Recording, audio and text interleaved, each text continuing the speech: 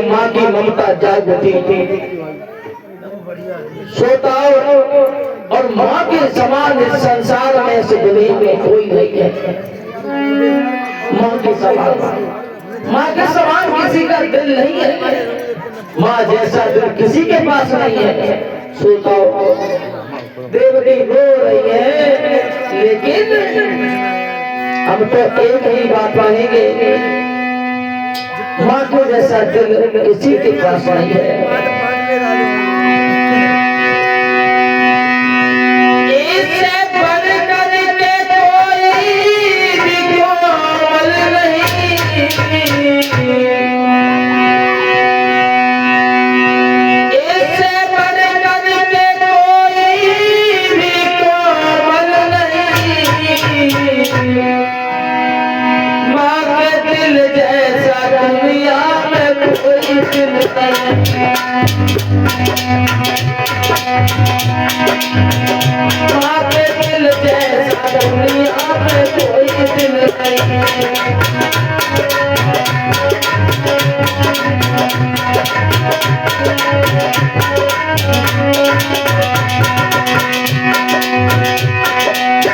माँ के समान किसी का दिल नहीं है।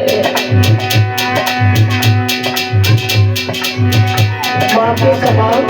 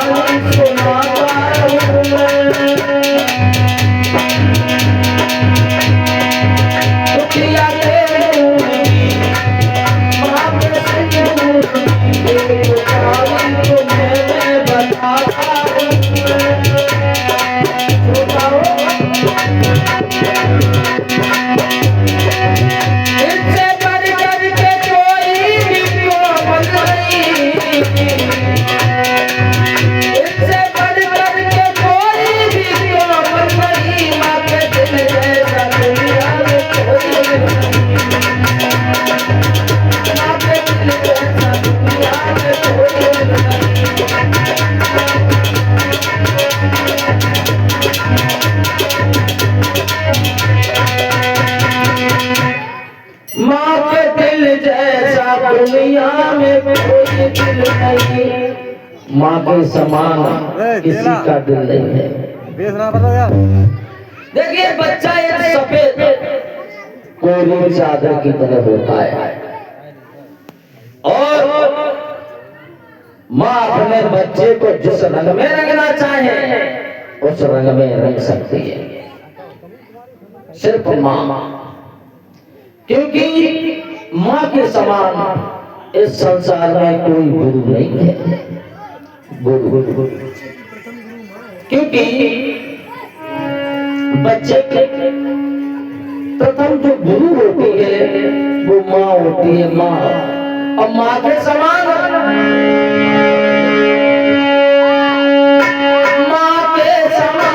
संसार में कोई गुरु नजर नहीं आता।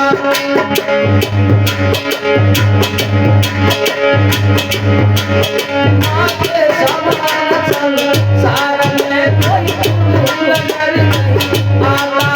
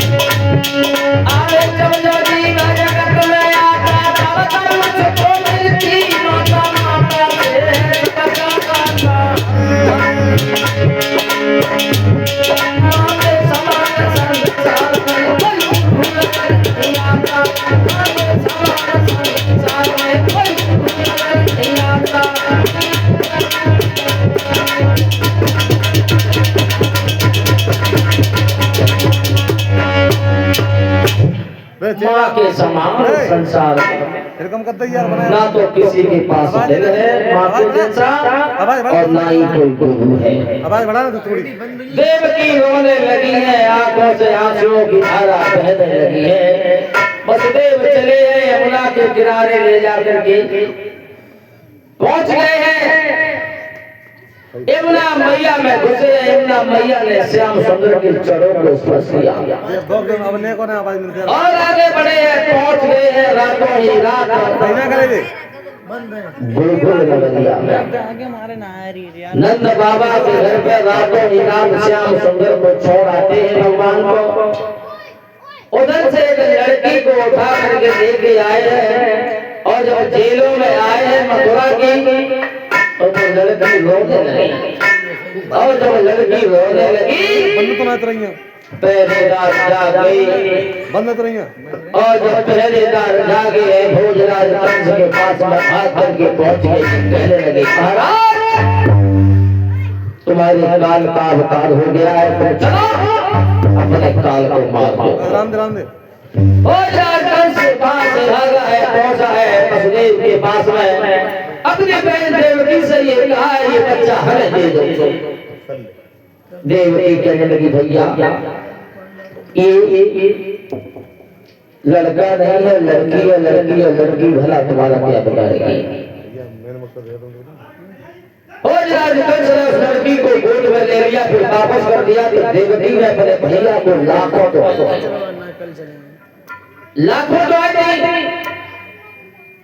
सोताओ, लेकिन भोजराज कंस के दिमाग में ये बात घुस गई, ये लड़की जब कुछ समझदार होगी तो शायद ये हमें मार दे। इसका जब विवाह होगा शायद इसका पति हमें मार दे, इसके गर्भ से जो बच्चे पैदा होंगे शायद वो हमें मार दे। भोजराज कंस ने उस लड़की को अपने हाथों में ले लिया और कहने लगा बहन माफ करना, हम इस लड़की को भी जीवित नहीं रख सकते। पैरों की तरफ से पकड़ लिया और जब चट्टान से मारना चाहा तो वो लड़की हाथों से छूट गई और आकाश में चंचला बनी उड़ी चली गई। और जब आकाश में उड़ी चली गई तो वहीं से आवाज लगाती हुई बोली है, बोली है वो लड़की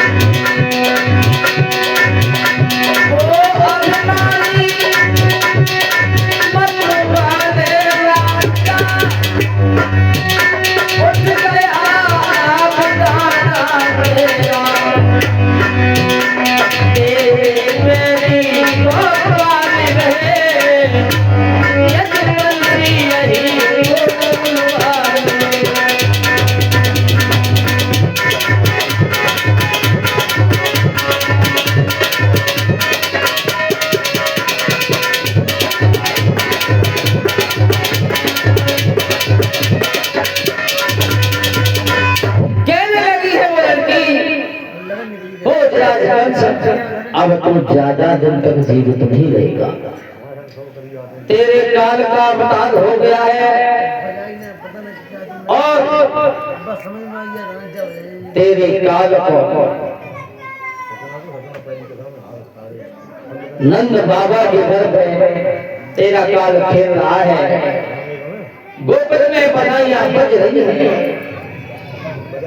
भोजराज कंस कहने लगा है वसुदेव से, मैंने बहुत गलत किया और मैंने अपने काल को भी नहीं मार पाया, मेरा काल मेरे हाथों से निकल गया।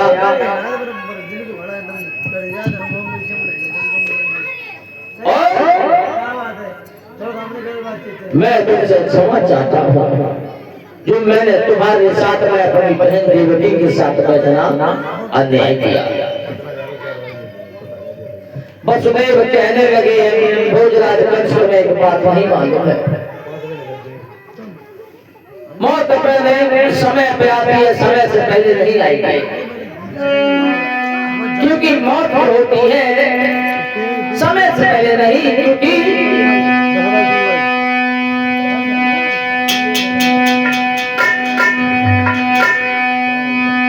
मौत का समय जो निश्चित है और वो उसी समय पर आएगी।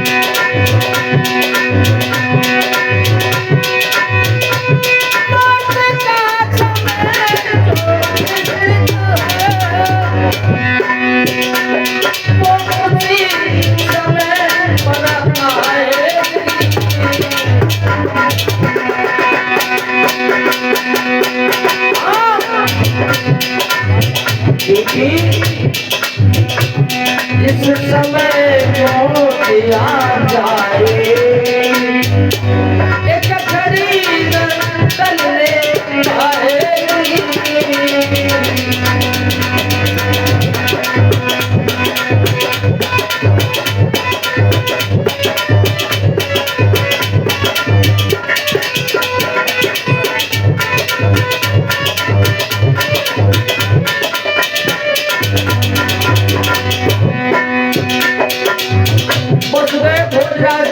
कहते हमारी बात